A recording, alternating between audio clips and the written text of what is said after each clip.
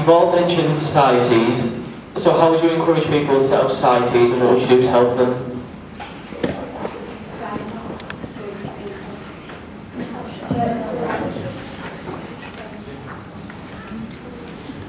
Yeah, so in terms of setting up societies, I think also there's quite a few channels that you have to go through. As long as you basically have to liaise with the treasurer to make sure you've got the relevant funding. After that, it should be a simple process. And currently, I'm not sure how simple it is, so I think that as long as you go through the right channels and you make it simple for people to set it up, I think it would be the ideal thing. So I have two ideas when it comes to societies. First off, as I mentioned in my speech, using the website to its fullest potential by including an ability to create societies online. While it would have to go through a checking process, such as with the treasurer and with the president to make sure that it is a viable society, it would be as easy as using your computer to do this. In addition, I'd like to implement a Collingwood Fair. Right now, we currently have Freshers' Fair at the beginning of the years, which is targeted solely to freshers. By opening it up to second and third years and encouraging them to come, it would mean societies would get new members through the second and third years and not just the freshers. In addition, I want to implement this every term so that we can have termly events. For instance, Wood Players has a specific play every single term, as well as it would be completely unreasonable for tennis to do sign-ups in October when they won't be playing until the summer term. Sure, I mean, with the Zap idea, it would be really easy to streamline the whole process of setting up a society. You can even have a tab with societies listed on it, so you really know how to get involved. I mean, one of my other ideas was to bring in this address, so I think that would be a good way of, making people, encouraging them to set up these kind of things.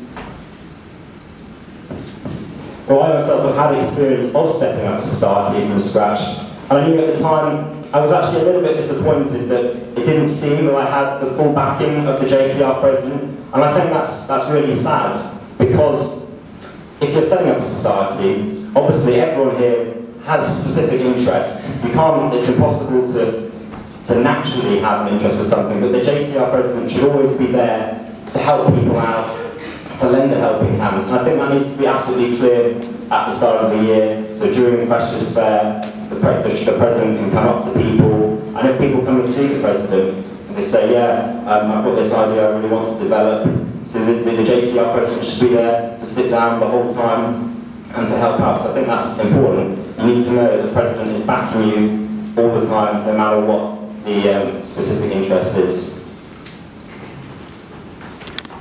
Molly?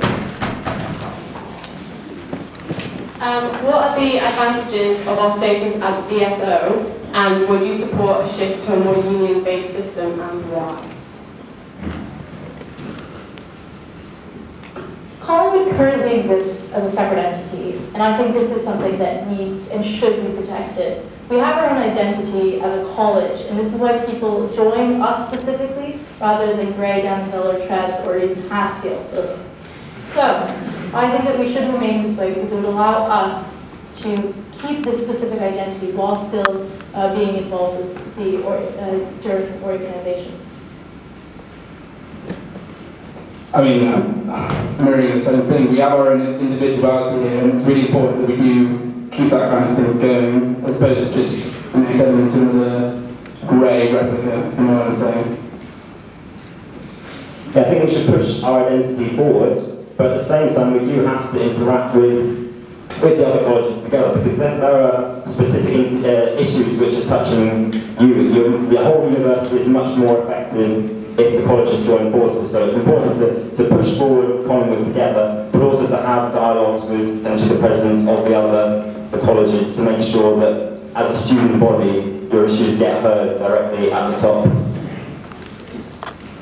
Yeah, I mean, there are advantages to being more central, so obviously you do get that element of communication, but at the same time, we should give, we want to keep our independence as the college, and through all the controversy last year about centralising everything and the uproar it caused, I think that us being more independent is a good thing.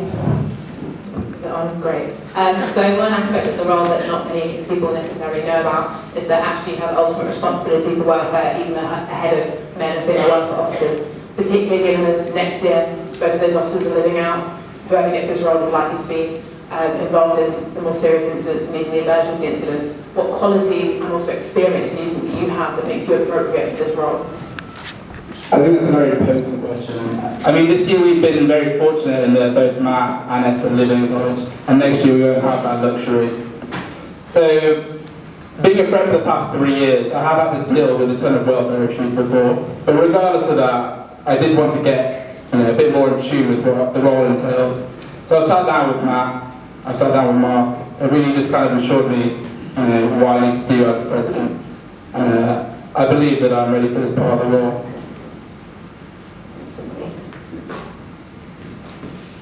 Well, generally speaking, I would say I'm quite a good listener.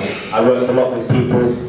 And on my year abroad, it involved a lot of dealing with children. I was working in a secondary school, and so you have to make sure that you're helping them out. And this term, I've also been working in a primary school as part of an SCA community project. And so I think that's really important, the idea that you can listen to people, and so I'd be happy to support the welfare team in any position. I believe I'd be very approachable in that manner.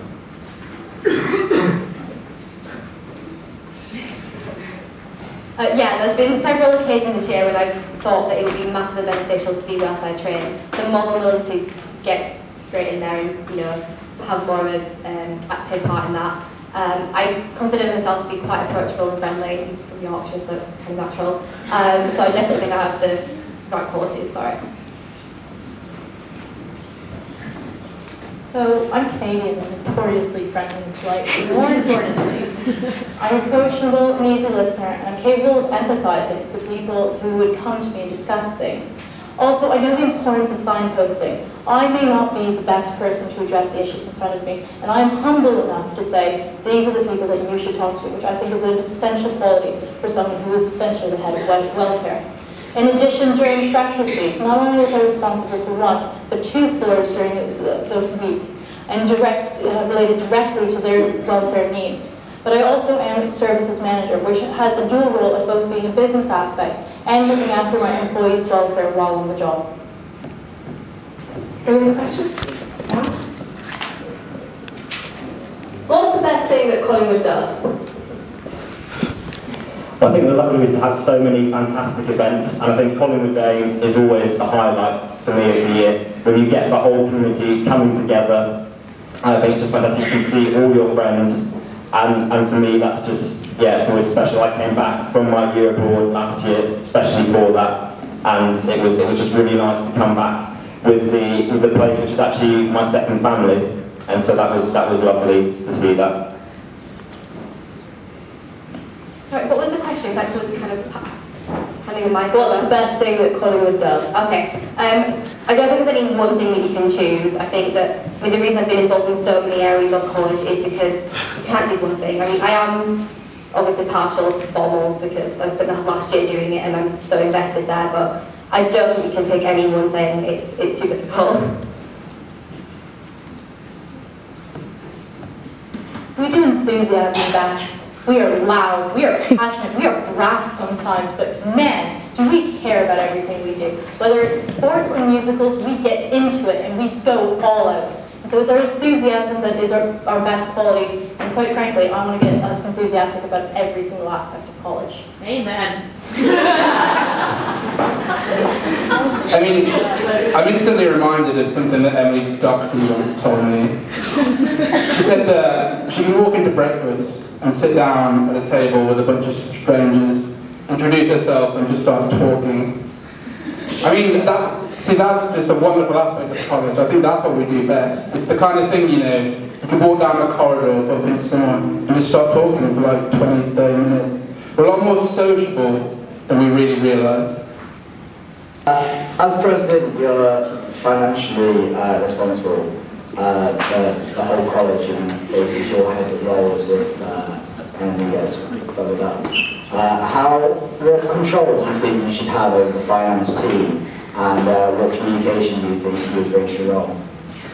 I think that obviously the treasurer is a treasurer for a reason, so they should be allowed a decent amount of control. They've gone for the role, they're trusted to do so. However, I know that the president does have the final say over it, so I think that as long as there's good communication there and you maintain a professional level of you know, and everyone knows what is going on, I think that you can allow the Treasurer to have a fair amount of control. I mean, I've seen it firsthand, organising formals. Solstice was a massive budget, so I understand exactly, you know, what goes in, so I know that everyone needs to have like an equal part in it, so yeah.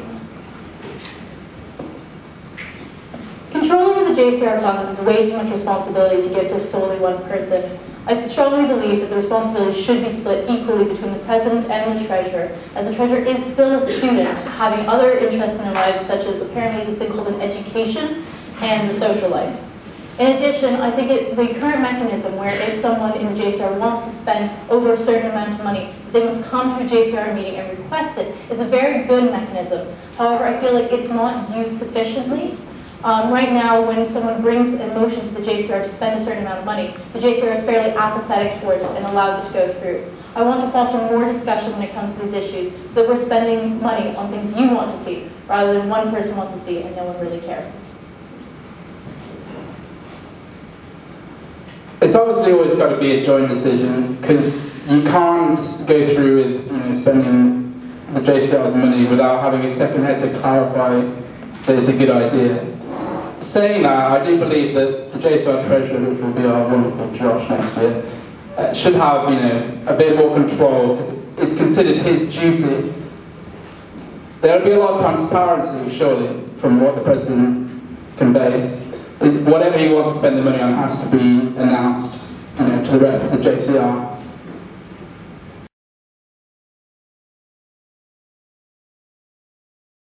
President and the Treasurer. And of course, in many societies across the university, whether at college level or uni-wide, the President and the Treasurer work together on a regular basis, and the Treasurer can say what is feasible. Because obviously you don't want a President coming up just with these crazy ideas and spending lavishly, so I think the Treasurer can be a really sort of reassuring voice there. And also, as the point of contact has been mentioned, that the Treasurer, Josh, is a student, and so we'll be having that daily contact with students, and so can give a really reasonable voice into what's necessary in terms of the spending. Hello. Bearing in mind that if I am successful in my last year of campaign, I will be living with you in the presidential suite for a year. What qualities do you believe you have that would make you a good housemate? But also, what's your speciality dish that you'll cook me? See, I was definitely going to go for baking there, because as far as you and I conversation goes, you're definitely the better cook out of the two of us, but I think I can break the pudding. It's a British word, I'm sorry, I'm trying to fit in with the culture. Yes, so definitely desserts, I can do that. And my best dish would definitely be my roast chicken dinner instead of a turkey for Christmas, because that went down really well this year. I mean, first of all, Amy, I want to wish you luck in your campaign. I really hope you outshine the other candidates in your area. Secondly, we already live on the same corridor. We're already quite good friends, so I feel like we already get along pretty well if we have to live together. That's not a bad thing. As my favourite, as the food I would cook, I would be more of a baker. I quite like baking desserts. One of my specialties is called the Sweaty Brownie. It involves a layer of cookies, a layer of Oreos, and then a layer of brownie on top. Don't think of the calories, just think of, you know, the pure indulgence. Well, I do enjoy a little bit of cooking as well. Unfortunately, although I've got a sweet tooth, I'm not so good at baking, but I do enjoy a lovely bit of chicken sweet chilli sauce. That's a good combination, I find. Although at the moment in Lent, I'm actually surviving as a veggie, so it's going quite well in Cornwall at the moment. Well, the other day someone tried to tempt me with a prawn, but I've generally survived. I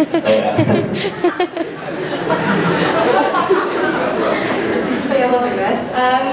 Well, for starters, I've probably memorised your drink order from Whip Off every Monday, so there's a no drink.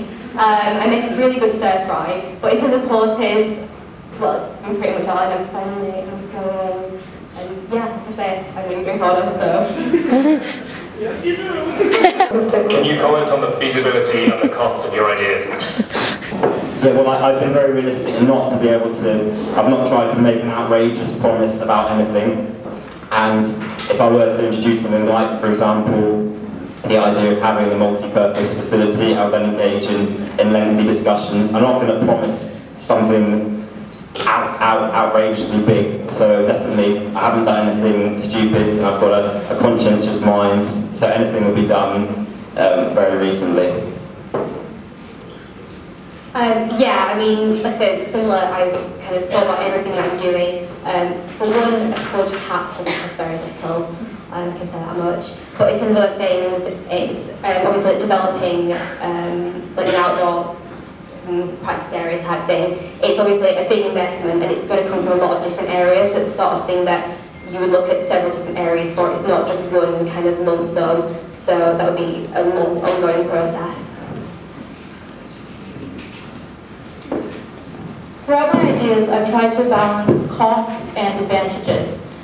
Where some may cost slightly more, such as refurbishing the JCR, I think it's a worthy enough goal because everyone uses it and we use it year and year and year, and we wouldn't need to renovate it for another decade or so. In addition, I've saved the college money by suggesting using the website, which we've already spent thousands of pounds on, to its fullest potential, instead of investing into new things, which would cost money, take time, and generally be unnecessary. Regarding feasibility, I mean, I did a lot of research, a lot of calling, a lot of paper trailing regarding both the app and the cash machine. And I mean, it all seems to be, well, go ahead. And what really struck me during that research is that both of these things could be done for completely free. You could get apps developed by just computer science students, budding ones doing master's degrees. I've already talked to a few who are very keen to get involved in the idea. And the cash machine, there are companies who will just do the whole process for you for free. Of course there is, you know, the caveat there that it will charge every time you withdraw.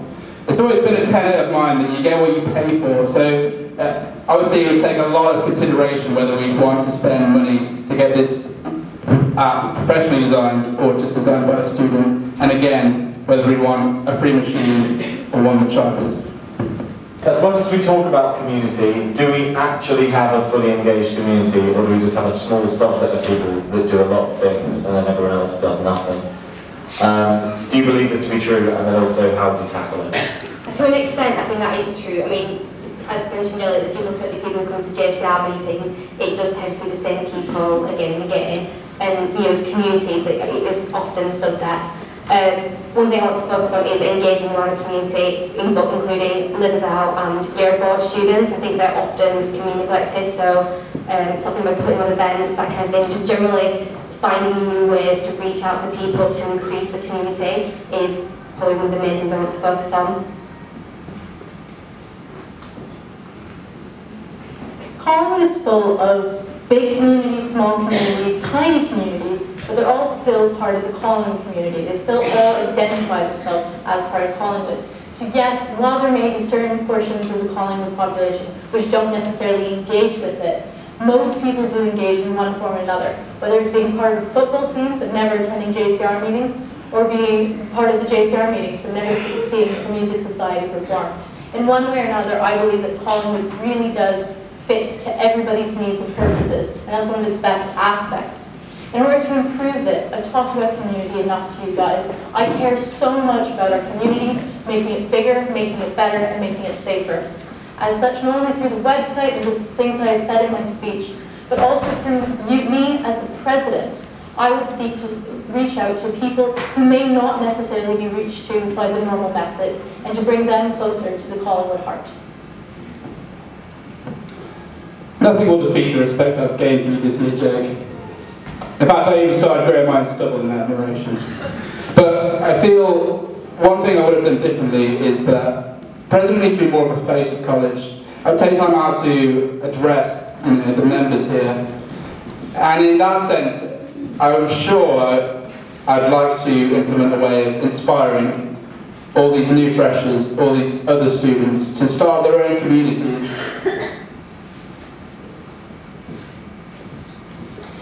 I think what's great about Collingwood is that because we're so big, there is always some people you can find there. I mean, some of my friends said, "Oh, do you not find it too big in Collingwood?" I said, "No, because then you're always going to find someone you can connect with." And I think there are lots of people who get involved in different areas, and it's true that some people's work goes unnoticed, unfortunately. I think if you have perhaps more events which encompass a wide range of sports and societies, bringing those together, I think that will help so that people can have a contact on a regular basis. And then if Collingwood as a whole can perhaps engage more in the wider community through SCA projects, that's also an excellent way of building new relationships as well. Are you a cat or dog person to each campaign? Cat or dog? Cat or dog? Not cat or dog. So we've got cat or dog person. Please comment, thanks. I'm definitely a dog person, and I've got a lovely golden doodle at my house back home. I miss her quite a lot. So dogs every day. I've never had either, so I feel like I'm quite impartial on the subject. Okay, cats because they're independent.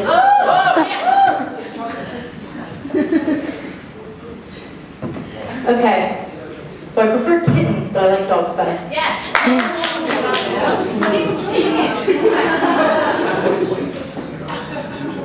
I'm definitely a dog person, but as a subsection of dogs, it's only dogs that look like bears, or dogs that look very proud. If you could sum up the role of president in one sentence, what would it be? No, just what would it be? Was that one sentence, sorry? Yes. Yeah. Okay. Helping to be the glue that holds Collingwood together.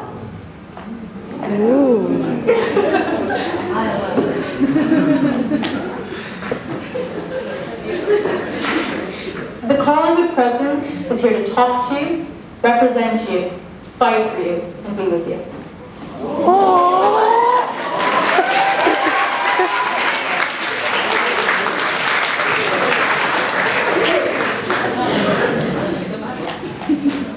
Being a leader of the JCR, looking out for the welfare of everybody in college, and most importantly, being that vital link between student and staff.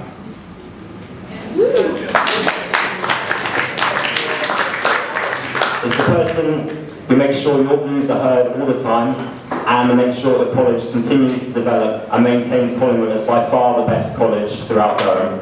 In Freshers Week, Jake had a lot to do up front with Jordan. So what would you bring to the upfront, enthusiastic aspect of the role that was so key in Freshers Week? Well, I mean, I've gone through 4 of them already, so I do have a good idea of what works and what doesn't. I feel like that's probably my strongest point in my campaign, is that I really could, bring Freshers Week into something new and exciting, And I know ways of organising the entire week, telling the day leaders what we need to do, just planning out over summer, everything. I think the great thing is this year, having lived in and being able to get to know the freshers really well, I've got a good idea of what they need in the process. And I also feel that the senior prep themselves, they'll have fantastic ideas, and just to work with them and develop them together and support them all the way, I think is the approach to go. So again, the teamwork and pulling together to make sure that Freshers Week is the absolutely fantastic welcome for all those new Collingwood students. Yeah, I think that as a student, you get through the whole enthusiastic thing really keen, and while we carry that on, I think that you can almost leave the super enthusiastic parts to the senior prep and play the more sensible role. We all know that when you come to college for the first time, it's absolutely petrifying. So I think it's really important that both the senior prep and the president represent an enthusiastic side, but also a warm, comforting, and approachable side, so that people aren't scared when they first get thrown into college life. In addition, as the candidates have said, there is also the organizational role to Freshers Week, which the president has a large part of. I actually organized a day of Freshers Week. I organized the Thursday of Freshers Week, the biggest day of the week, throwing the full moon party with 850 people in attendance. I know how to do both sides of the job, and I would do it well. Okay, thank you.